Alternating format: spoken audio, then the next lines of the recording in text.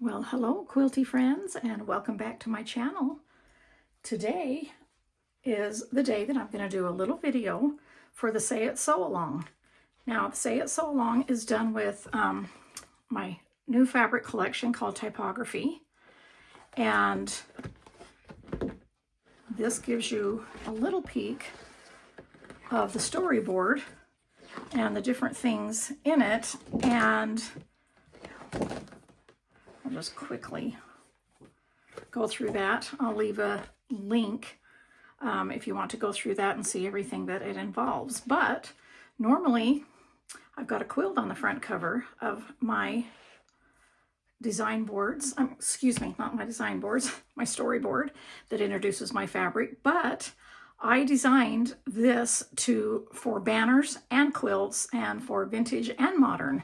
This is all like vintage typewriter prints. I have 12 backgrounds, and all of them include 42 SKUs. And this is kind of like, here, let me just open one of these up and you can see. So this is from my grandma's vintage typewriter book, some of it. And I put some other things in there as I designed it, but I love this fabric, and like I say, it's vintage and modern at the same time. And so that's what I really wanted to be able to, for this collection to be very versatile. But I've had a lot of you asking me since my spelling bee book and since I've done my Sew Simple Shapes that you want letters and numbers in the Sew Simple Shapes. And so that's where this whole collection came from, okay? And so I wanted to be able to do 4 different tutorials showing you different banners and just different ideas of what you can do with these Sew Simple Shapes. So the first one we're kicking off is today, and this is the winter banners right here. And then I'll be doing spring, and then summer, and then fall. And so every couple of months on my blog, you will see when those tutorials come up. Now, in the Sew Along guide, it gives you the schedule of when those will be available. And so you can download your free Sew Along guide. I've already done the Be Prepared post on my blog explaining everything about the Sew Along and everything that you need to know.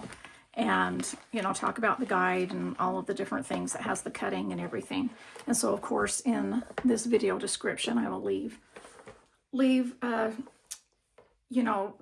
information and be able to link something that you can go directly to my blog. Okay, so let's talk about the shapes. I've shown you the fabrics here. And the shapes I'm just keeping in this box. This is one of the boxes for the box kits. So there's 2 different sets of shapes. Okay, one of them is the glyphs, and that's what this looks like. That is all of, let me pull my storyboard back in and show you, or at least the Sew Along guide. Okay, so the glyphs is the numbers, the punctuation, and then all of the shapes themselves of the background of the banners, meaning the hearts, the trees, the stockings, all those kind of shapes, the spools, the pumpkins, the teacups. There's many, many more than you even see in here. And so that's what these shapes are. And then in the other set of shapes is just the letters, and it's all of the letters in uppercase and lowercase. Okay, and so between these 2, you should be able to have the freedom to say whatever you want, and whether it's on the front of your quilts, the back of your quilts for a label, doing banners, pillows, any kind of wall hangings, whatever you want to do. And so that is, that was my goal for this. Now, what we'll be doing for this is I'm going to be showing you how to do this one letter and this one stocking right here for the Merry Christmas, because all of them are done the exact same way. So I just want to be able to go through and show you how to do the bunting part that the letters go on. Okay, and so here here are the ones that I have finished that you've seen in the photos. I'm excited to, when it's time for me to decorate for Christmas, which is pretty soon, to get these hung up. So here's the trees that spell out Christmas.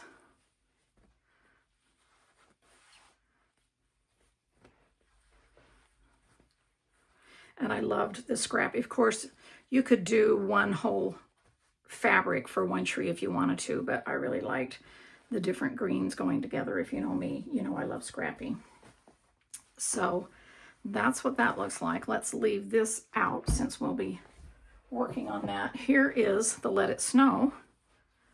And I'll be talking about all of these, even though I'm just showing you how to do, you know, the stocking. I'll be showing you on my blog, you know, explaining different tips and tricks, you know, things for like the little carrot nose and a tip for that.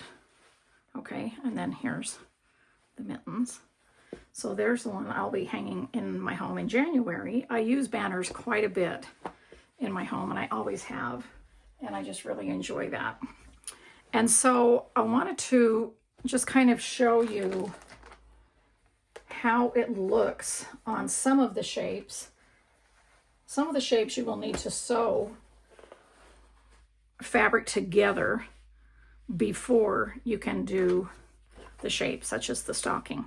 So, and that's all explained in the sew along guide and everything, but I just kind of wanted to visually show you. Meaning I needed to put the cuff on the top of this stocking, right? And then I just lay this line right here, lay it, you know, put it right there, and then I trace around and sew, okay? So that's what I do with the stocking, and I'll explain that a little bit more, but this is what it looks like for the tree. You need to sew these pieces together. And I always use a 1/4 inch seam, and I just press the seams open for less bulk.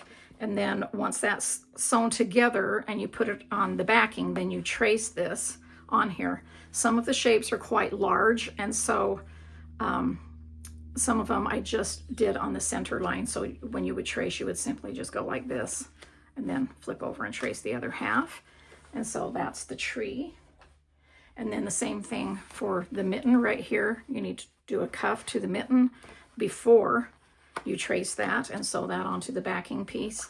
And then here is the snowman. So for the hat, it has a brim and a top hat. You could just join these two together for one fabric if you didn't want two different fabrics. Whatever you want to do. You're the boss of your own quilt, so you're the boss of your own banner as well. And same with the snowman. You just flip over and do the other side for tracing. Okay, so I just kind of wanted to quickly show you those. I don't want to leave anything out, even though I detail this on my blog post. I just want to be sure. I'd rather say the same thing 3 times than not say it at all, okay? And so this is, again, let's talk about this, the first step. And what you would do was just sew the cuff to there, and then here's your backing fabric. You put right sides together, right? You don't use interfacing for this. You only use the interfacing for the letters and things that go on top of the banner pieces of whatever you want to say, whatever you're spelling out. And then you would lay this on here. And I use a mechanical pencil for my sewing line. This is my sewing line, and I just line up on that seam allowance right there and just trace around it. You can use whatever you want to trace. I can see a mechanical pencil. If you cannot see the line of a mechanical pencil, then you can do something, a little bit darker, whatever your favorite method is. Now, for this, because I want my stocking, this doesn't go for the letters. This is just for the banner pieces, okay? If I want my stocking, the toes to be pointing this way, then I'm going to trace it so that it points this way, okay? All of the letters, you don't have to worry about that because we're doing those with interfacing. You just trace those with right side up like this. And you can tell with what right side up is by the lettering on the shape itself, okay? And so now that I've shown you that, all you do is, I try to do a lot of steps ahead of time just to save time, but this is what it looks like before you trim it. Okay, so I did 2 just so that you could see. Again, I showed you that already, but now it's trimmed. Okay, and I just use these scissors and I just trim an approximate 1/4 inch seam allowance past my sewing lines. When I sew right directly on the line, I do shorten my stitch for my Sew Simple shapes by probably about half the length that you do for regular piecing. And I do not back stitch, I just over sew, meaning if I started here, which I did, I sewed all the way around, and then I just kept sewing over my sewing line about 1 inch, and that's all you need to do for back stitching. Now, once you have trimmed your seam allowances, and then I did the same thing. Let me just show you the M. I might as well just show you that at the same time. So this is, I cut my interfacing, and it's the sew in interfacing. Okay, you want sew in because you want to be able to shape your pieces and press them and everything. You want to be able to press them more than once, so you don't want iron-on interfacing. And so I simply just lay my letter right on the interfacing, and I just trace around it. And again, that's my sewing line. And then I just put, lay that right side up on the square of fabric that's going to be the M, and I don't have to worry about reversing or anything like that, just like I said. And so again, same thing, I trim around that, and I use my big scissors to do that, but then it's time to clip cleavage areas and inner curves, and I do not use these because they're nice and big and sharp, but I want to be able to use some smaller scissors that are pointy so that I can get into these seams and really see what I'm doing. And I put my stitchy readers on so I can see, you know, where I'm stitching. I mean, where I'm clipping to, and not clipping into the stitching. So I've already done this so that I can show you what that looks like. So the only place in the stocking that needs to be clipped is just right here, so that it will lie flat when we turn it right side out. Okay, and so I just put 2 or 3 clips right there. I hope that you can see that, and it doesn't, and it's not blurry, but that's what that looks like. And then for the M, I do the same thing. I clip to my sewn line. Don't be afraid to clip right to your threads, but just don't clip into them or past them. And so I'm clipping right here, right here, right here, here, here, here, here, and here, and you know, everywhere that needs to be needs to be clipped so that it will lie flat when you turn it right side out. Okay, and so then the next step is let's work on the letter first. Okay, so what I do is I take a seam ripper, and in the interfacing part I will just start like a little, I'll just get it in there sideways, and I'll fill back here to make sure I'm not coming through to the fabric, that I'm just going into the interfacing, and I'll just start like a little cut right there. It's just something that I can get my scissors into. Okay, so that's what that looks like. And then I'll just take my scissors now on these M's. For my other shapes, I usually do like an X or something like that, but because these letters are shaped this way, you kind of want to just go ahead and cut like this so that you're going to be able to turn it and get into these areas. Let's see. I'll make sure that goes down a little bit more, and I think that's going to work just fine. So I want to show you how I turn this M. I've got everything clipped, and then I just start a little at a time.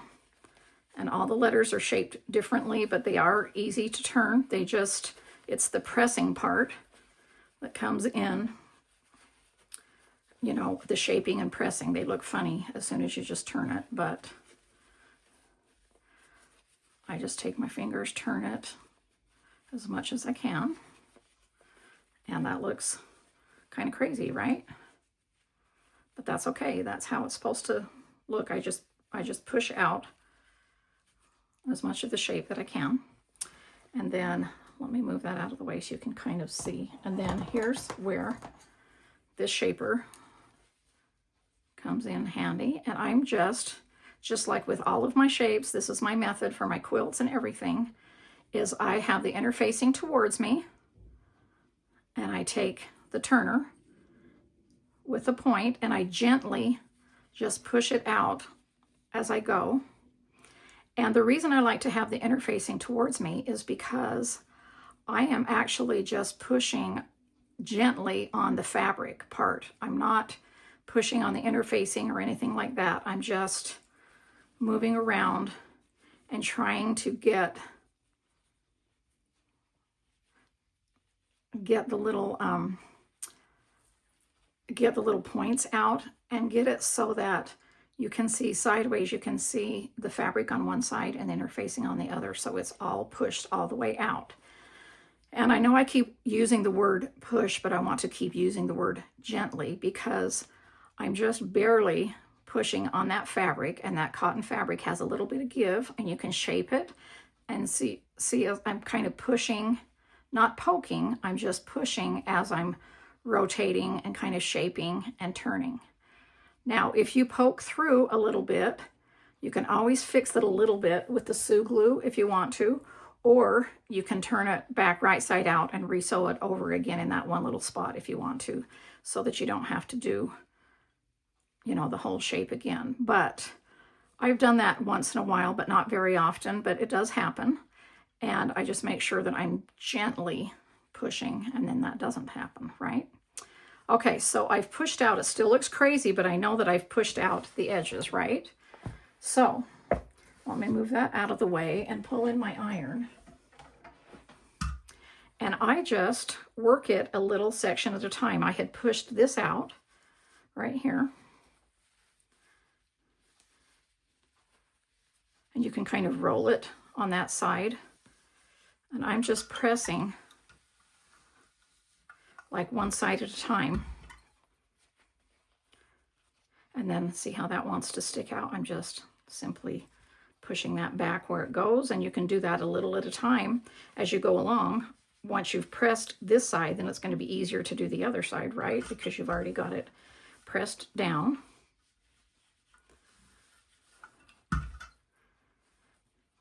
Now I can fold this. I wanted to show you this M because it's probably one of the most, I don't know, just because of the, I don't want to say hard, it's just the same thing over and over again. It just takes longer to press because of the shape like this, the M and the W and maybe the S. But the tip is you just do it a little at a time until it's under control, right? That you can do. I need to push, I guess I missed that little pushing area right there. So that you can do a little at a time as you go along. Now to me that looks like it's not really lying flat. So what that tells me is I did not clip that little area right there, or I didn't clip it deep enough. So I'm just going to hurry and just turn that little teeny piece back out right there.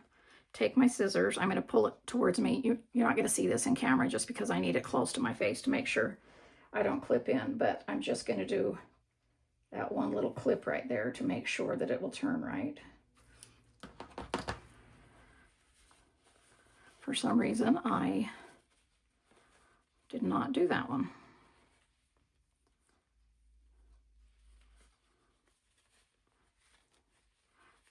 I guess I should have checked while it was turned outside to see if I had done the other side, which I had not. I did this one, I can tell, because it lies flat, but for some reason I forgot to clip both sides of that little M on the bottom. Okay, there we go.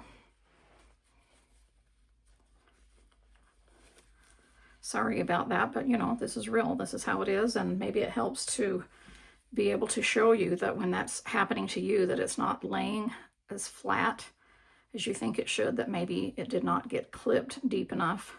And you don't have to turn the whole thing, you know, right side out, just that one little section that you missed. So this is kind of what it looks like from the back. And you could, before you press it, you could push it from the back, roll it out, kind of use your fingernails or my little, oh, I forgot to bring that in because I use that all the time. My little seam roller. You can do that from the wrong side, just on the edges right here, to kind of keep that turned, and then flip it over. Okay, now that's gonna lie nice and flat, this side right here, just like this one did.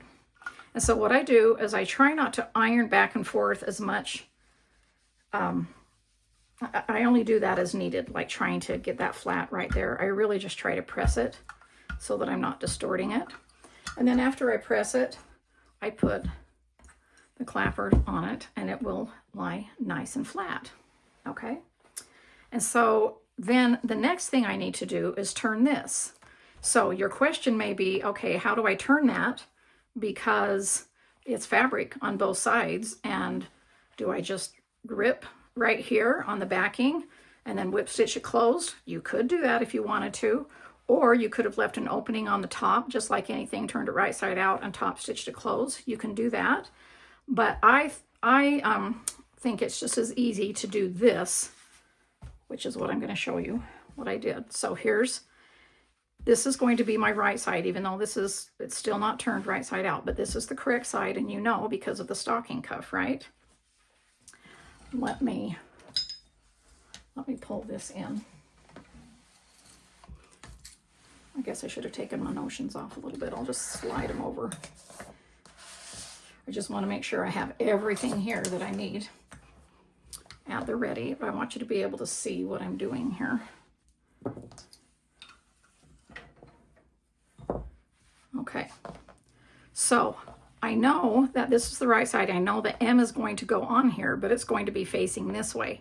Now for this M, it doesn't matter because this is symmetrical, but some letters like the S or the P or something like that is not symmetrical. So just remember that you want to put it right side down, just like the right side is down on the front of that piece. Then I take my ruler, and for these letters right here, I lay this right on the seam line, this 1-inch mark right here on the ruler, on the seam line, because when I lay it out, I want the top of my letters to be 1 inch down, and then I just kind of center it like that. You can just kind of eyeball it, all right? And that's what it's going to look like. And so what I do, I grab a pencil, grab this. All I need is one line to turn it. And I just draw that line right there, okay? And then I do the same thing. I just start it with the seam ripper, just making sure that I'm not going through to the back. I can fill from the other side.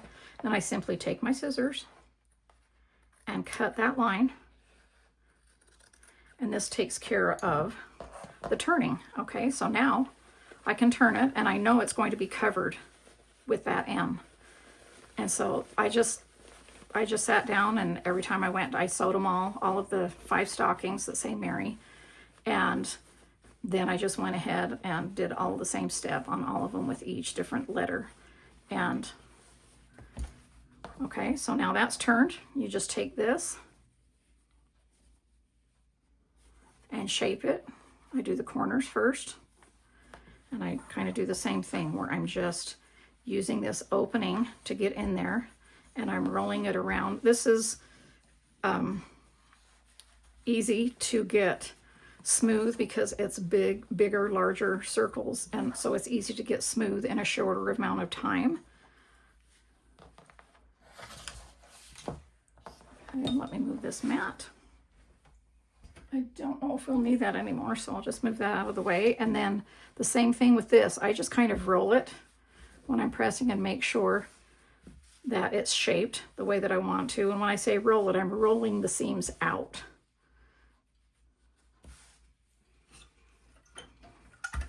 And then I just do the same thing. And I really try not to go back and forth here because I don't want to open that up, but you can see where that is. And I just come around here. I just want to make sure that this is rolled out all the way before I press it.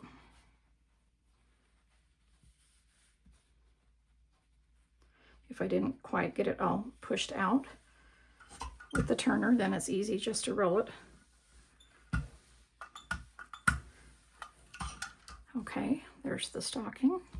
And then I do the same thing with that. I'll just put a clapper maybe on the area, you know, maybe grab a third one. I usually have 6 of these small ones at my workstation. All right, and so now we've got that shaped and we've got the letter ready to go. And see, it lays right on there. So let me grab this. Don't need this little bitty board anymore. But this is where I just make sure that I'm just laying this down here on the inch mark, and then I can lay my M back up there at the top of the M, and then I just kind of eyeball it from center to center right there. Okay, and then I grab my pins, just like my method for all my quilts. I just put a few pins in so that it goes and stays down where I need it to be. Then I grab my Sue glue and I just lift it up, and I just do, let me take this pin out so you can kind of see what I'm doing. I just do a dot where I may put a pin, just a little dot, just along the way as we go, like that. Okay, and then you can put your pin back in if you want to, whatever, you know, just so that it won't slide off. But I just go ahead. That actually is a pretty quick process. Okay, and that's what I do. I just pin all around, and then I just let it dry. It only takes a few minutes. I can reposition it if I find out it's not centered or I did it crooked. You will have to gently pull it off, but this is not going anywhere. And that's what that looks like. So see, I've got two here that look the same. You can use any backing on the fabric. You can use wide back. You can, it says in the sew along guide which fabrics, you know, are called for in the kits, you know, for the quilt shops to cut. But of course you can do whatever you want to do. And then, okay, I'm going to move these shapes out of the way. And then I want to talk to you about, once you've got all of these ready to go, once they're, you can just leave it like that and it's not going to come off. And I haven't done this step yet, but I will right before it's time for me to hang it up for my Christmas decoration. I'm just going to top stitch just with, I'm just going to use a color thread that matches latte or whatever. And I'm just going to top stitch all the way around here. You wouldn't even have to do that, but that's what I'm going to do. Okay, and because I'm not going to change my thread colors because all of the fabrics have this latte in them, so you can just do the same thread and just top stitch it around the letters, just very simply, just like about 1/8 of an inch in or a 16th of an inch in, just barely on the edge, whatever you want to do. And then, you know, they're all ready to hang. And so then you can see in the pictures, I did some examples on my design wall here of some of them just laid on there. Some of them I put on the little bias tape. And, you know, you can use rickrack, you can use lace, or you can prepare double folded bias. And so what I do is I cut this, okay, the width that I need it, and then I just run it through this one right here. Okay, this is the inch size, and I run that through, and then it's already double folded, and then I fold it in half and top stitch it. Okay, and then I join many together just as I'm going along, just to make it as long as I want to make it. I want to leave enough on the ends to tie to like my stair railing or my fireplace or knobs or just nails on the wall or whatever I'm hanging it on. I always want to make it a little bit longer. So keep that in mind of where you're hanging it and how far you want your letters to be spaced apart. Gives you the measurements in a guide of an approximate length that you may want to do, but you know, you can decide according to what you are doing. And so that's what that looks like. And then I just, these are my binding holders, and that's what I'm keeping them on. Once they're prepared, I can just wrap around these. This is just a few of the colors that they come in. And then I've got clothespins too, that are these nice wide chunky clothespins. And so you could open these up before you top stitched it and sew the stockings or the trees in it and keep it that way. But I you know, I don't really want to make mine permanent. I like this to be able to be versatile for anything, and to be able to, when I'm storing them, to just be able to stack them up this way and store them, you know, in a box or a bag or something like that without them getting wrinkled. I don't want to have to iron them every time I pull them out to hang them up or anything like that. And so I will leave a link if you've never seen me do the bias tape before, which I've done it so many times, but I will leave a link in my blog post and in this video description so that you can see how to run this through, and then fold it in half and then top stitch it. And I think that's, you could do a thinner one if you wanted to, but I like this size, doing the 1 inch. It's nice and substantial.